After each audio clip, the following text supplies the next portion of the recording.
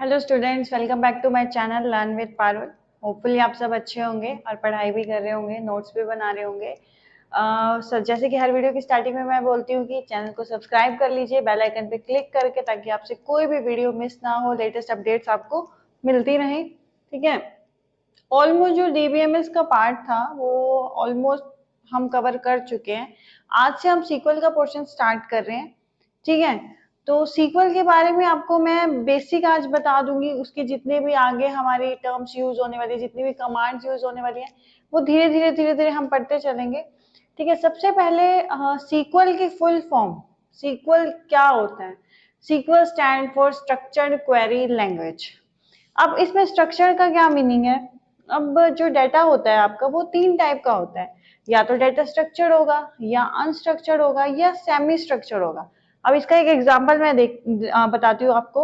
आपके अलमीरा में कपड़े रखे हुए हैं। ठीक है। आपने क्या किया, कपड़े जैसे धो के आपने ऐसे कैसे रख दिए, बिना लपेटे बिना तय करे। ठीक है। और उसके बाद आप जब ढूंढने गए तो आपको वो डाटा नहीं मिला, मतलब वो जो ड्रेस आपको चाहिए थी वो नहीं मिली। इसके लिए आपको सारे अलमीरा से क्या करना पड़े, अपनी ड्रेसेस को बाहर निकालना पड़ा। तो ये आपका अनस्ट्रक्चर्ड था, जिसमें कोई स्ट्रक्चर की फॉर्म में नहीं है। मतलब आपने अपनी टी शर्ट्स अलग नहीं रखी, जीन्स अलग नहीं रखी, तो आपका कोई स्ट्रक्चर नहीं है। बस आपने आपने डाटा लिया और डाटा को एज इट इज अलमीरा के अंदर रख दिया।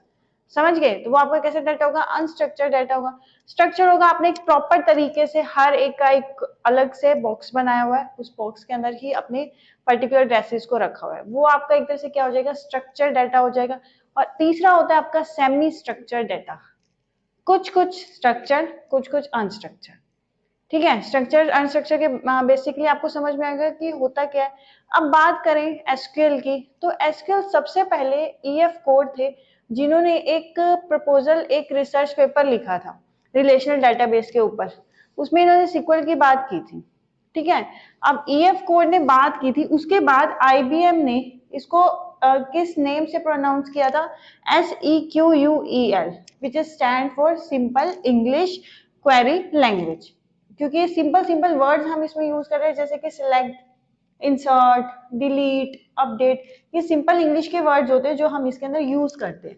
ठीक है। उसके बाद क्या हुआ था, जो आईबीएम के रिसर्चर्स थे, कौन कौन, रेमंड बॉयस एंड डोनाल्ड चैमरल, इन दोनों ने मिलके हमें सीक्वल दे दिया था, SQL।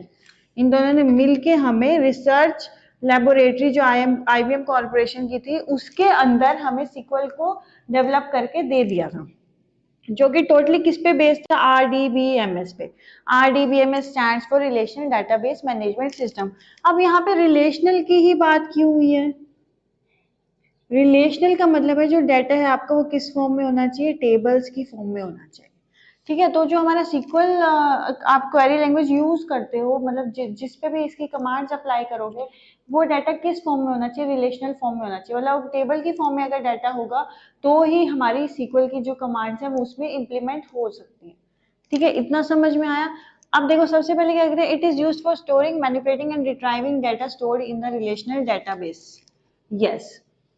अब ये जो सीक्वल क्वेरी लैंग्वेज है आपकी किस लिए यूज होती है, डाटा को स्टोर करने के लिए, रिट्राइव। एक्चुअल में क्या होता है, पहले ये नहीं था कि हम डाटा को स्टोर कर देंगे तो हम डाटा को वापस रिट्राइव भी कर सकते हैं। तो सीक्वल ने क्या किया, हम डाटा को मैनेज करेंगे, उसके साथ साथ हम स्टोर भी कर सकते हैं और डाटा को रिट्राइव भी कर सकते हैं और मॉडिफाई भी कर सकते हैं। मॉडिफिकेशन की जितनी भी एनॉमलीज थी वो ऑलरेडी हम नॉर्मलाइजेशन में पढ़ चुके हैं, कि हम इंसर्ट करते हैं तब मॉडिफिकेशन होती है, डिलीट करते हैं तब मॉडिफिकेशन होती है, अपडेट करते हैं तब भी हमारी क्या होती है, मॉडिफिकेशन होती है। तो जो सीक्वल है आपका वो यूज हुआ था for manipulating, storing and retrieving data. जो कब किस चीज में हम कर सकते हैं, रिलेशनल डेटाबेस में। क्योंकि जो ये इसका जो जितनी भी कमांड्स हमारी लग रही है वो किस में लग रही है, रिलेशनल पे लग रही है। इट मींस टेबल्स की फॉर्म में लग रही है। ठीक है। नेक्स्ट आपका क्या कहते हैं, नॉन प्रोसीजरल लैंग्वेज है। यस, दो टाइप की लैंग्वेज होती है, procedural language and non procedural language. ये आपका कैसी लैंग्वेज आती है, नॉन प्रोसीजरल लैंग्वेज है, मतलब कोई प्रोसीजर्स नहीं है, कोई फ्लो नहीं है। हम नॉन प्रोसीजरल लैंग्वेज है ये आपकी। ठीक है। नेक्स्ट आपकी आती है डिक्लेरेटिव लैंग्वेज। डिक्लेरेटिव का मतलब होता है, अगर आपने यूज डिक्लेयर कर दिया कि यही चीज आपकी यूज होगी। एक चीज और भी होती है इसके अंदर, नॉन प्रोसीजरल का मतलब होता है व्हाट टू डू। इसमें हाउ टू डू पे हमारी बात नहीं होती है। यही सिमिलरली अगर हम C++ की बात करें, जो कि आपकी नॉन प्रोसीजरल लैंग्वेज है, उसमें आपका व्हाट टू डू और हाउ टू डू दोनों की बात होती है। स्टोर प्रोसीजर्स होते हैं उसके अंदर, इसमें ऐसा कुछ नहीं होता, ठीक है। उसके बाद होता है ये डिक्लेरेटिव लैंग्वेज। डिक्लेरेटिव मतलब होता है जो भी हमें करना है इसके अंदर वो हमें डिक्लेयर करना ही पड़ेगा। जैसे अगर कोई आपको वैल्यू इंसर्ट करनी है तो आपको इंसर्शन में आपको डिक्लेयर करना पड़ेगा कि आप क्या कर रहे हो, वैल्यू को इंसर्ट करते हो। जैसे अगर हम इंसर्ट की कमांड ले इसके अंदर तो इंसर्ट किसमें कर रहे हैं और वैल्यूज हम दोनों ही डिक्लेयर करके चलेंगे, तो ये कैसी लैंग्वेज है, डिक्लेरेटिव लैंग्वेज है। थर्ड आपका डोमेन स्पेसिफिक लैंग्वेज है। डोमेन स्पेसिफिक का मतलब होता है एक पर्टिकुलर पर्पस के लिए यूज हो रही है।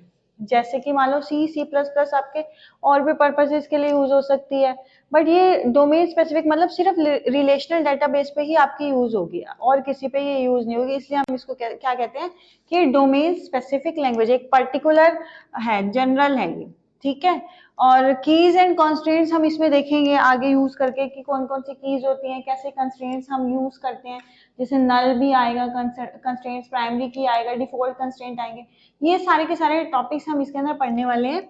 उसके बाद फ्री फ्रॉम सिंटेक्स। सिंटेक्स से फ्री है, ऐसे कोई पर्टिकुलर सिंटेक्स नहीं है कि आपको ऐसे ही लिखना है, इंसर्ट के अलग अलग फॉर्मेट में लिखना, नहीं।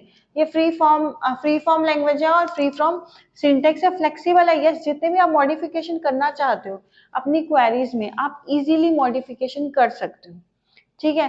अब आपको समझने वाली चीज इसमें क्या है कि एक तो हमारी जो जितना भी हम कमांड्स यूज करेंगे एसक्यूएल के अंदर वो किस में यूज होंगी, हमारी रिलेशनल टेबल में, मतलब रिलेशनल डेटाबेस के लिए ही प्रॉपरली हमारी सीक्वल बनाई गई। पहले इसका नाम क्या रखा गया था, SEQUEL, it mean simple English query language.